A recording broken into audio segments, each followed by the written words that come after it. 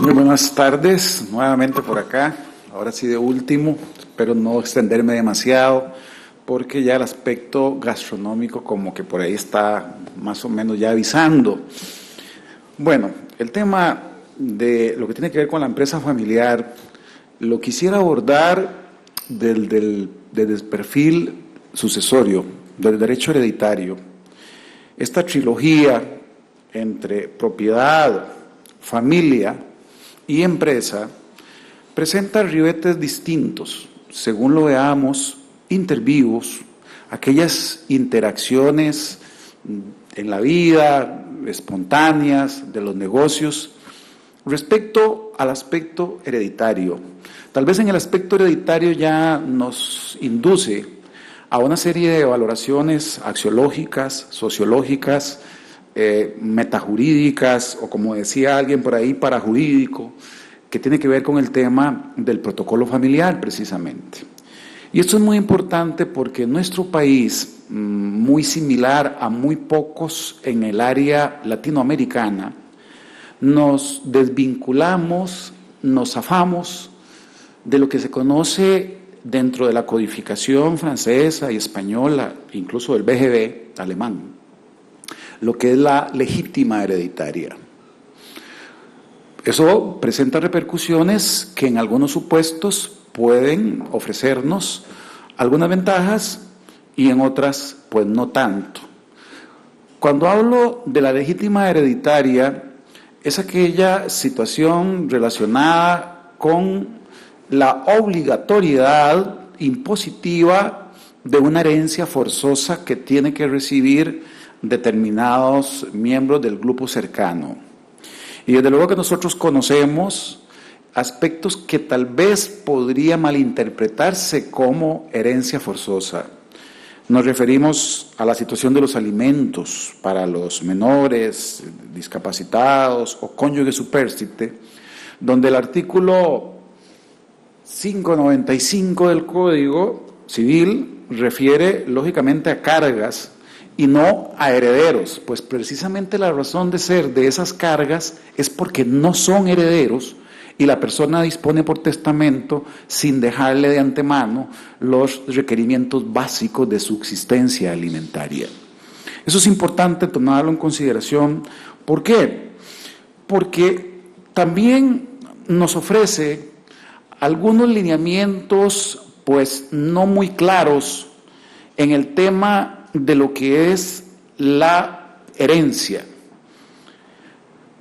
Algunos países, como por ejemplo el caso de España, tienen un principio constitucional en el artículo 33, inciso 1, donde se reconoce el derecho de la propiedad privada, hasta aquí, igual que el 45 costarricense, solo que el español, por supuesto, es mucho más reciente, el año 1978.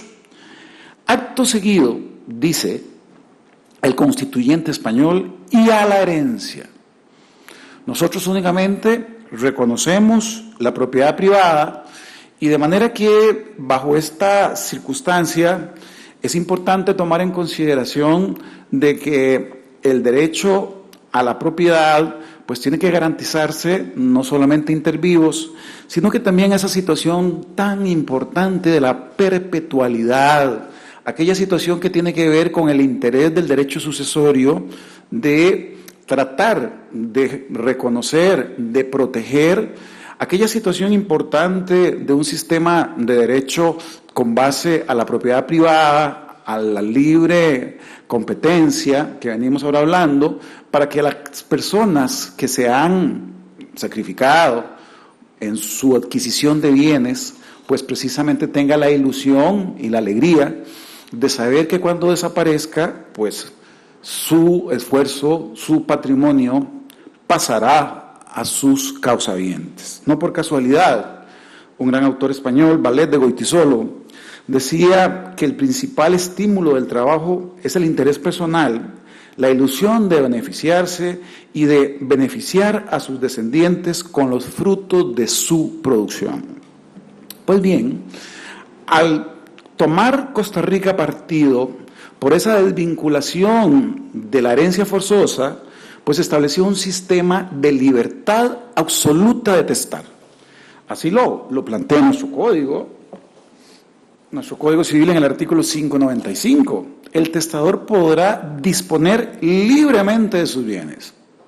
Luego sigue la coma, con tal de que deje asegurado alimentos, etcétera, según ya lo comentaba respecto a estas personas. De manera que no hay ningún tipo de imposición sobre personas mayores de edad que no se encuentren en esas situaciones específicas del 595, que puedan tener acceso obligatorio a los bienes de la herencia.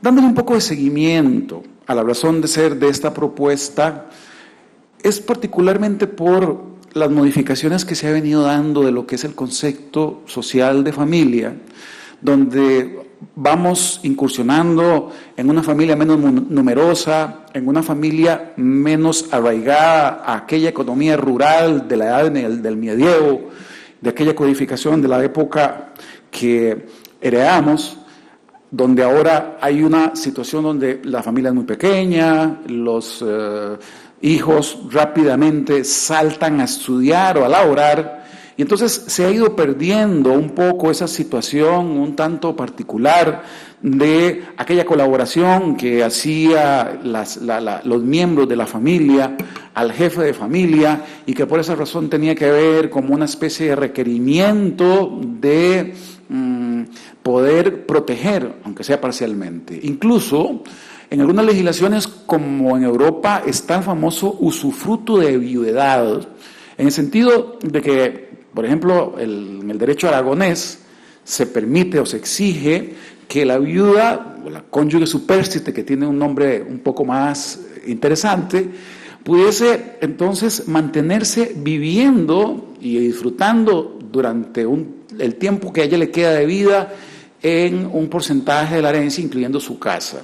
También creo que en la Argentina el Código de Vélez algo le da de beneficio a lo que es el bien conyugal, a lo que tiene que ver propiamente con esa protección. Nosotros, de una manera muy efímera, en la situación del bien donde estaba el causante, únicamente le damos protección durante el tiempo que dure el proceso, lo cual resulta sumamente escueto, sin perjuicio entonces de que pueda estar viviendo ahí, sin perjuicio de a quién se le vaya a adjudicar el bien. De manera que, partiendo de eso, es importante pues tomar ya nota de si la situación de esa libertad absoluta de testar, pues valorándola desde el punto de vista empresarial, responde a otros valores, responde a otros efectos. La respuesta tendría que ser positiva. La cuestión de la empresa familiar, pues lógicamente que tiene que tener ese tinte familiar, y ese tinte familiar pues está más que nada constituido por el capital social en una sola persona o en un núcleo familiar, generalmente que tenga también el poder de dirección de esa empresa, y lógicamente, como les decía, la fundación, lo que es el desarrollo, el verla nacer y cómo va creciendo esa empresa.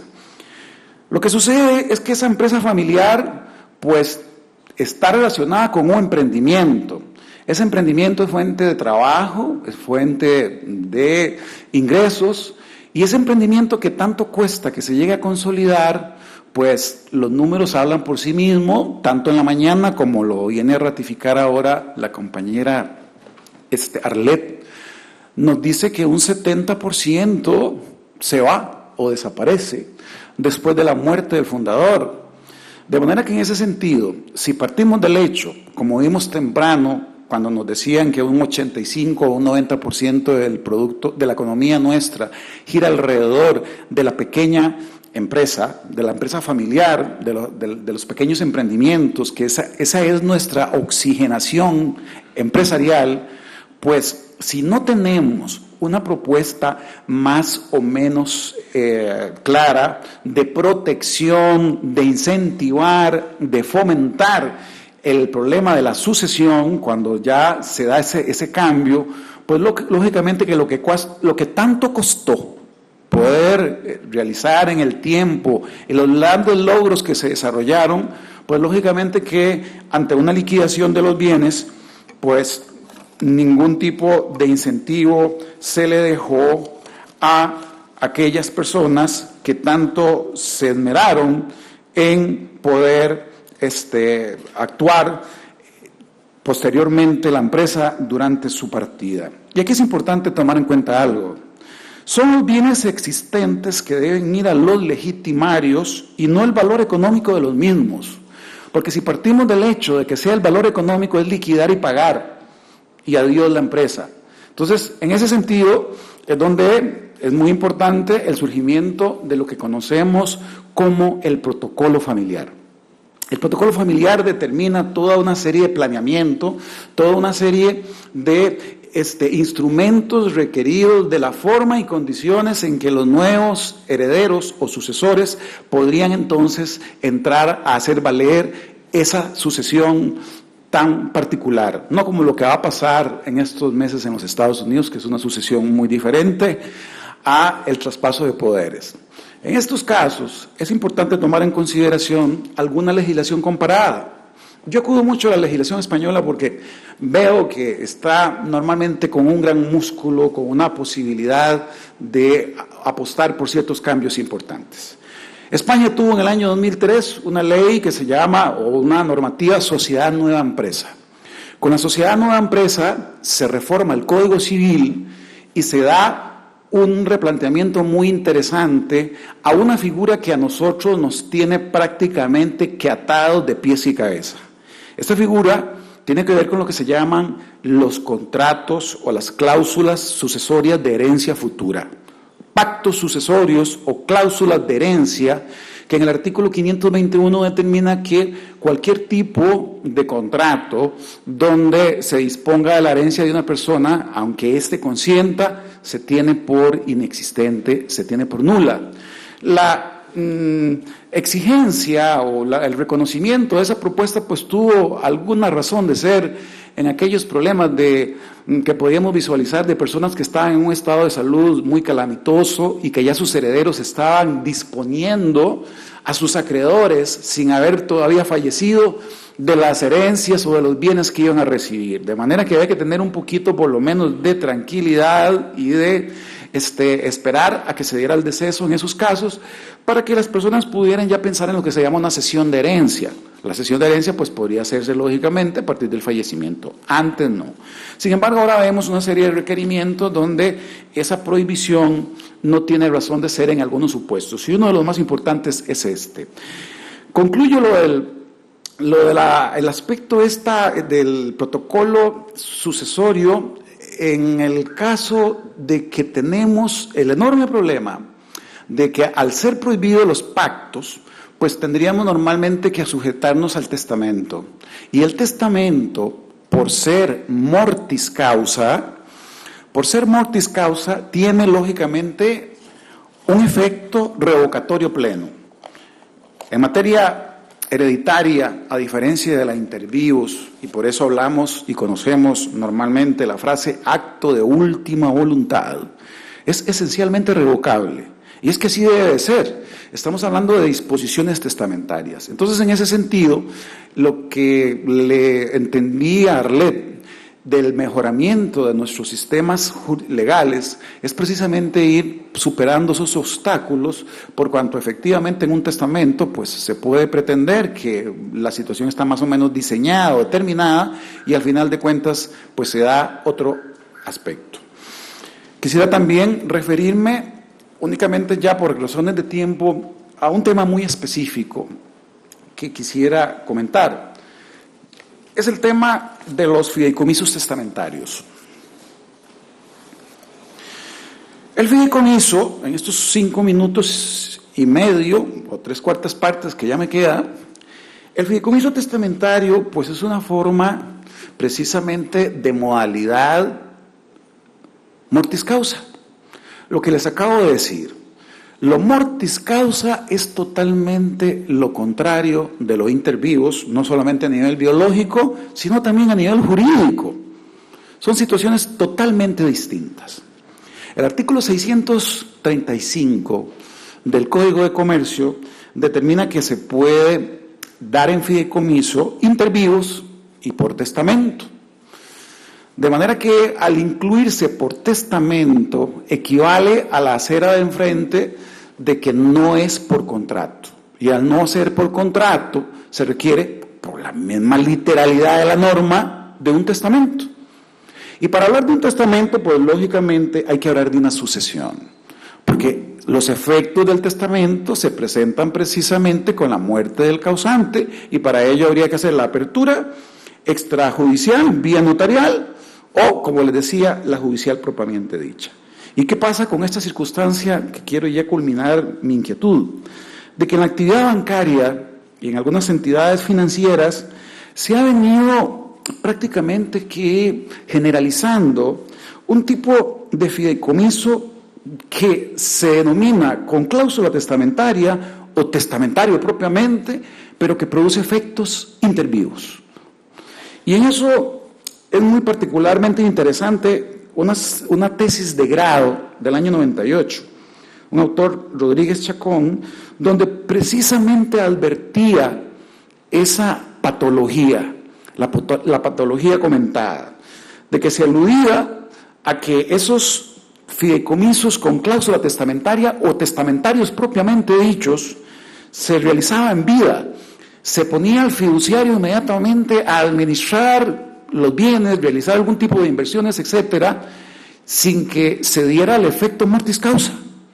Y en ese sentido, pues, lógicamente que es un tema que queda para la reflexión. Muchísimas gracias y quedamos a disposición para cualquier consulta.